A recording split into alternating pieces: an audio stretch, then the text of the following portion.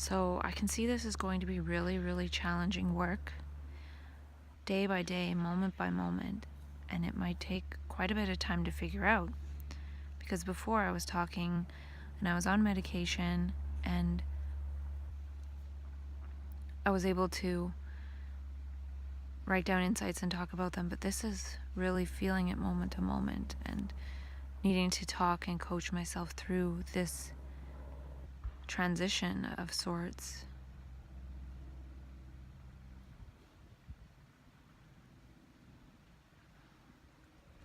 Figuring out this wholly different way of living, this totally different way of living that Krishnamurti talks about. And I'm wondering why this doesn't feel like a joy. Why does this feel so...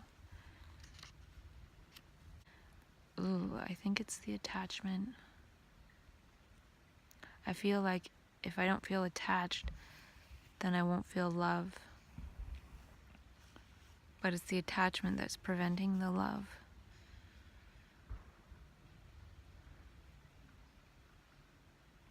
And it's also the fear that if I'm not attached, I won't be taken care of by my family or something. When maybe it's the opposite.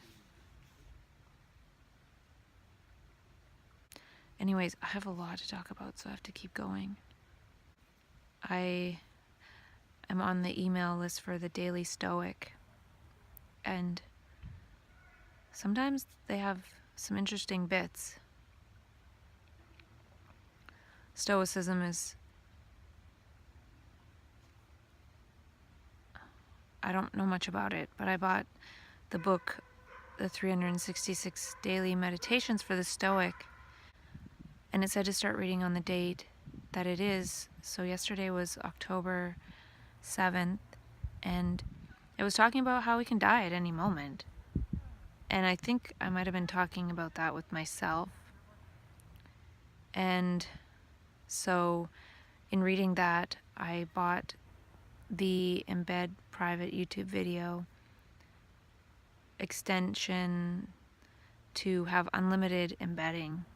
So once it's confirmed that that's set up, I can embed all those videos on my website and then set them up to be released. And I'll probably set the date for June 20th because that's the 2-year mark of talking to myself, which has some significance. So yeah, I want to do that because I was reading, and this is skipping around a bit, but I was reading the book Swarm Intelligence, which I love this book. It's the greatest book I've ever read, maybe. Though it wouldn't have been this great in my mind had I read it at a different point. It's basically related to the point in time that I'm at now, that it feels so profound. But they're talking a little bit about Leonardo da Vinci, and I'm not in any way comparing myself to Leonardo da Vinci, but I'm pointing to the synchronicity of reading, hey, you could die at any moment, and then this bit about Leonardo da Vinci that I didn't know, that he had all these really amazing drawings in the medical field of the anatomy and working of the heart and different animals and things, and he died and it went to some assistant of his, and all of his work wasn't shared for many, many, many years. And they're saying that the work could have advanced humanity in all of those fields. So I'm not sure why he didn't share. And they even said he wrote a lot of his stuff backwards, mirrored, so you'd have to look in the mirror to read it, or missed words on purpose so people wouldn't be able to figure it out if they did find it. So it just reminds me of myself a little bit, how I'm not sharing this yet because I'm hoping to show that I can be off medications, and maybe I can, maybe I can't.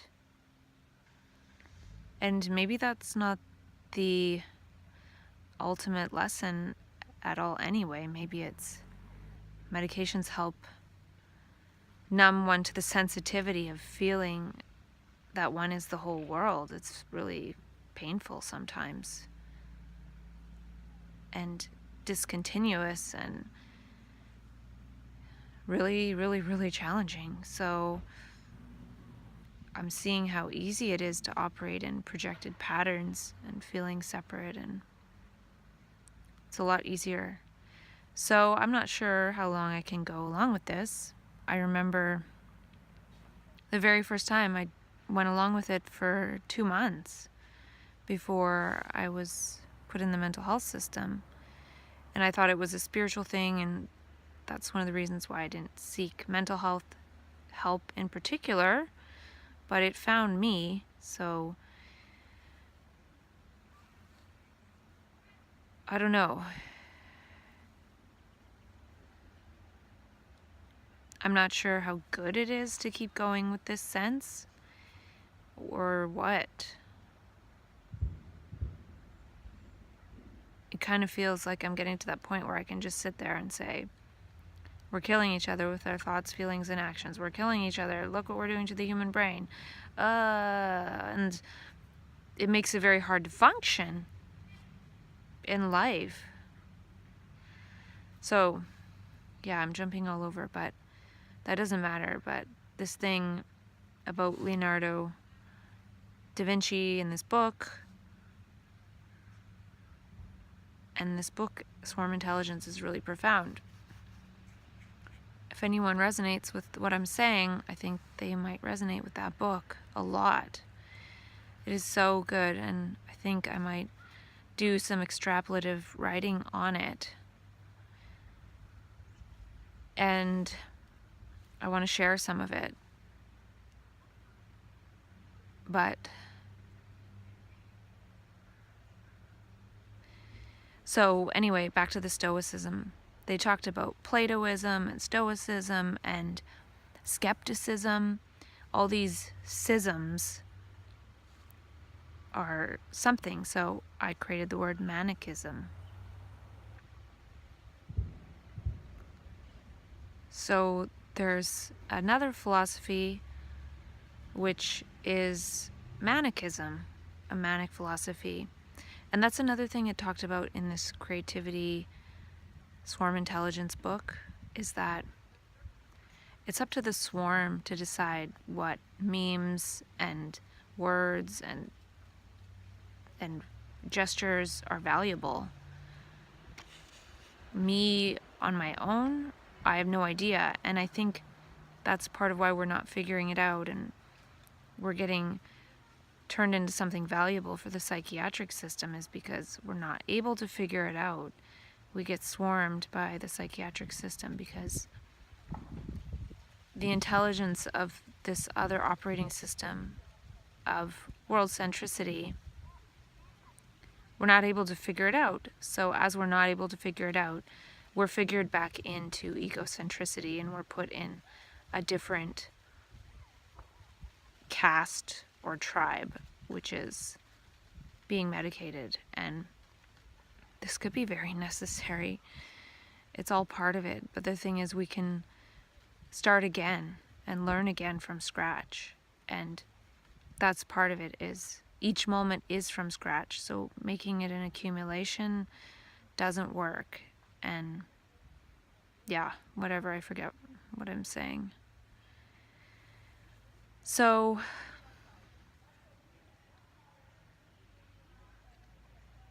that's part of the challenge. How do I forget the me? And the me is forgetting itself, yet appear normal to my family, appear myself.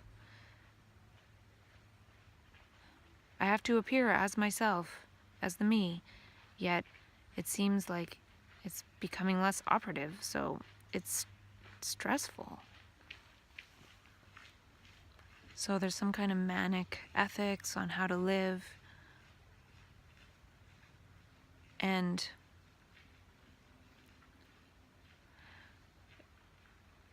it was interesting because it says Stoic philosophy has 3 disciplines: perception, action, and will.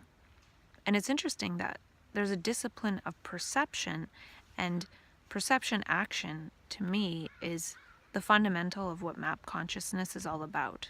Seeing something and acting immediately, which leads to trouble because we don't think, we don't project patterns, we don't project the invisible curriculum of the morality of society onto what we see in order to act. We act immediately, and that eventually seems crazy. It doesn't seem crazy in an emergency. If somebody sees something that needs immediate action, it's an emergency, then it doesn't seem crazy. But that's the thing in map consciousness, there is this urgency, there is this intensity of immediate action. But I don't think that's what Stoicism talking about. It's talking about something else. But it was interesting that it's perception, action, and will. That's the thing I feel like I'm seeing more, and I don't know how to act on it or with it or something. And I wonder if so-called bipolar is situational and not clinical, if we're trying to re-situate ourselves out of the situation. A lot of us move away from family and act in the moment as if each moment were equally important, and each person in front of us or situation in front of us is equally important, and we act according to that, not according to the shoulds of the education, society, and family. And somehow, for a while, we seem to have an understanding of how to move like that. But it isn't sustainable because we're not all moving like that, or the majority of us aren't moving like that. And I think that's where swarm intelligence comes in. And swarm intelligence isn't something that is invented, it already is. I feel like there's an intelligence that would have us cooperating like a swarm or a hive of humanity. And I've already talked about this with myself. And that's why I feel this book is profound at this moment. So yeah, random memes. We need a new paradigm of mania, a manic revolution, and refining this instrument of perception, which is our vision unimpeded by thought, and action, which is action unimpeded by thought.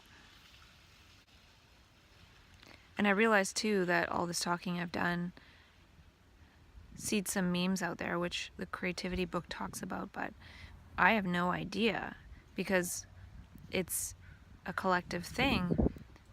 All this talking to myself is about if we all, as people who go into map consciousness, we're learning together in some way and synchronizing, that would be passed on. So I feel like if we had a creative respite, a hive where we could move together like this, and then that translates out into the world when we move back out into the world. It's not an individual thing. So yeah, the power of reaching out to strangers. What is the new paradigm? We have to create it. And I don't know what it is. And reaching out to strangers negates the importance of the family, though that's important, of course. And it augments Gaiahood, like brotherhood or sisterhood. Gaiahood.